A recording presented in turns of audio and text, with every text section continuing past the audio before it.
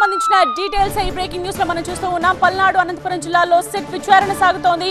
అల్లర్లు చోటు చేసుకున్న అన్ని స్టేషన్స్ లోనూ విచారణ చేస్తూ ఉన్నారు. నమోదైన కేసులో నిందితుల వివరాలు నమోదు చేస్తూ ఉన్నారు. సిట్ దగ్గర అరెస్ట్ అయిన వారు, కావాల్సిన వారి లిస్ట్, అలాగే రెండు పార్టీల నుంచి వచ్చిన ఫిర్యాదుల ఎఫ్ఐఆర్ల పరిశీలన జరుగుతోంది. ఇప్పటికే 150 పేజీలతో ప్రాథమిక రిపోర్ట్ కూడా సిద్ధంగా ఉన్నట్టుగా తెలుస్తోంది. 2 రోజుల్లోనే తుది నివేదిక సిద్ధం చేస్తోంది సిట్.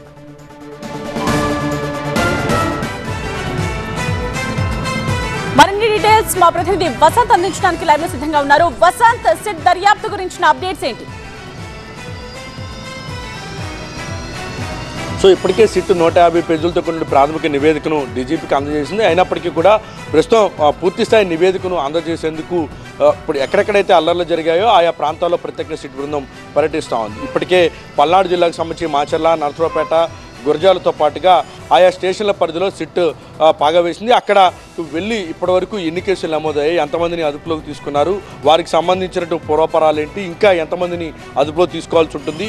మరోవైపు పొలిటికల్ పార్టీలు కూడా కొన్ని ఫిర్యాదులు చేసినటువంటి నేపథ్యంలో ఆ కంప్లైంట్స్ జెన్యూనా కాదా, ఆ కేసులకు సంబంధించినటువంటి కేసుల స్టేటస్ ఎలా ఉంది అనే కొన్ని కూడా ప్రస్తుతం సిట్ బృందం అక్కడే ఉండి స్టేషన్లో అన్ని వివరాలను కూడా తెలుసుకుంటుంది. ఇక ఇటు అనంతపురం జిల్లాకు సంబంధించి తాడిపత్రిలో కూడా కేసులు నమోదయ్యాయి.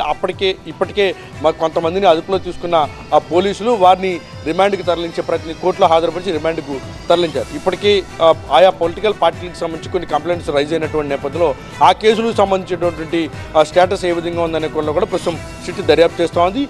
ఇప్పటికే కేంద్ర ఎన్నికల సంఘం దాదాపుగా ఈ అల్లర్లకు సంబంధించి సీరియస్ అయినటువంటి నేపథ్యంలో పూర్తిస్థాయి నివేదికను సిద్ధం చేసే పనిలో సిట్ నిమగ్నమైంది. త్వరలోనే కౌంటింగ్ ప్రక్రియ ప్రారంభం కాబోతున్నటువంటి నేపథ్యంలో మరోసారి అటువంటి ఘటనలు పునరావృతం కాకూడదు. ప్రస్తుతం ఆయా స్టేషన్ల పరిధిలో ఉన్నటువంటి వాస్తవ పరిస్థితులు ఎలా ఉన్నాయి, అలాగే సేఫ్టీ ప్రికాషన్స్ ఏ రకంగా తీసుకుంటూ ఉన్నారు, ఇప్పటికే ప్రాథమిక నివేదికను సిద్ధం చేసి అందజేసినటువంటి నేపథ్యంలో భవిష్యత్తులో అల్లర్లు జరగకుండా ఇప్పటికే ఉన్నటువంటి కేసులకు సంబంధించి ఎంతమంది నిందితులను అదుపులో తీసుకుంటున్నారనేటువంటి అన్ని కోణాల్లో కూడా సిట్ దర్యాప్తు చేస్తోంది. పోలీస్ స్టేషన్లో ఎక్కడెక్కడైతే ఏ కేసులు నమోదయ్యాయో అన్ని స్టేషన్లో కూడా సిట్ బృందం పర్యటించి పూర్తిగా అన్ని వివరాలను కూడా తెలుసుకునే ప్రయత్నం కూడా చేస్తోంది.